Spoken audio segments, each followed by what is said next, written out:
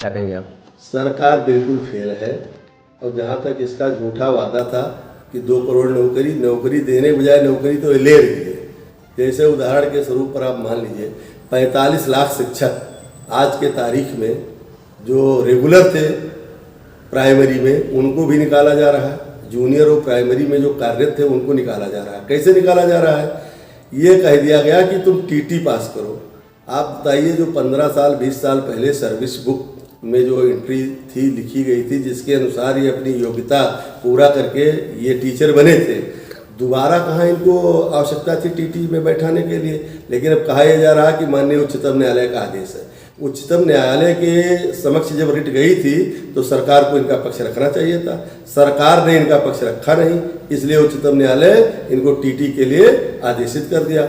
उधर एक तरफ जब कोई संविदा कर्मचारी न्यायालय में जाता है, उच्च न्यायालय और उच्चतम न्यायालय में, तब ये कहा जाता है कि तुम्हारा बांड जो है जिसके आधार पर आप नौकरी कर रहे भरे हो उसमें रेगुलर करने का कोई प्राविधान नहीं है।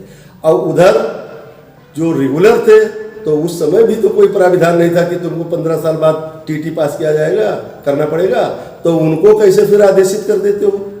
किस हैसियत से आदेश पारित करा देते हो? तो ये तो सरकार की मिली भगत थी, सरकार ने पक्ष नहीं रखा, इसलिए उच्चतम न्यायालय ने ऐसा आदेश पारित किया। उसमें उच्चतम न्यायालय के आदेश में रिव्यू का प्राविधान है अपने देश में, सरकार को फिर से रिव्यू दाखिल करके और उच्चतम न्यायालय का आदेश रिकॉल कराना चाहिए। और 45 लाख जो शिक्षक घर से बेघर हो रहे हैं इनको स्थापित करना चाहिए और इनको रोजी रोटी से हटाना नहीं चाहिए। सरकार की बहुत बड़ी सोची समझी एक रणनीति है। 45 लाख शिक्षकों के साथ सरकार गैर इंसाफी वाला काम कर रही है। ये रोजगार देना नहीं जानती है और जो रोजगार पर बैठे थे उनका रोजगार लेकर पूरे देश के शिक्षित युवा नौजवान को एक कटोरा पकड़ाकर भीख मांगने का काम कराना चाहती है। ये नौकरी देने वाली सरकार नहीं, भारतीय जनता पार्टी ये भीख मंगाने का काम पूरे देश में करना चाहती है। जब इस समय इन लोगों की नियुक्ति हुई थी उस समय, तो क्या उस समय जो है उच्चतम न्यायालय नहीं था, या जो लोग वहाँ उच्चतम न्यायालय से आदेश लेकर आए हैं घूम रहे हैं, ये कहाँ थे?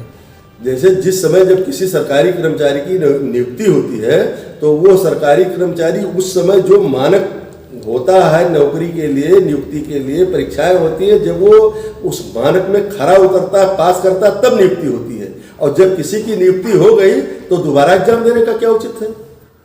भाई दोबारा एग्जाम देने का कहाँ प्राविधान है? ना तो इनके सर्विस बुक के ब्रह्मांड में है, ना उस समय के शासनादेश में था। तो दोबारा कैसे करवाया जा सकता है?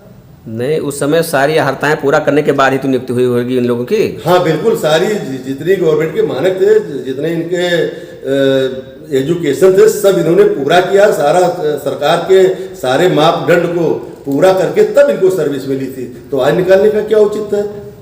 अब अगर आप ये कहते हैं कि सुप्रीम कोर्ट का आदेश है, तो वो बात मैंने बताया नहीं कि जो नहीं रेगुलर हैं, जो बांड पर संविदा कर्मचारी हैं, जब वो कोर्ट में जाते हैं तो संविदा फार्म जो बांड है उसको लागू करते हो कि हमको पावर नहीं है। तो इसमें कहाँ से पावर आ गया है? सरकार की नाकामयाबी।